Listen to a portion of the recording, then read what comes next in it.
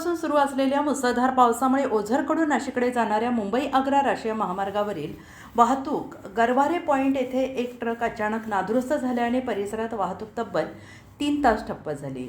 रस्त्यावर पाणी साचल्याने तसेच वाहनांची मोठी गर्दी झाल्याने दोन्ही बाजूंना वाहनांच्या लांबच लांब रांगा लागल्या.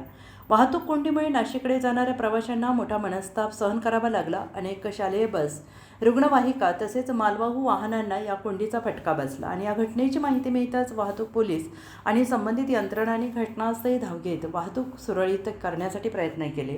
सुमारे 3 तासांच्या अथक प्रयत्नानंतर वाहतूक हळूहळू पूर्ववत करण्यात आली. प्रशासनाने नागरिकांना पावसाळ्यात आवश्यक ती खबरदारी घेऊन प्रवास करण्याचे आवाहन केले.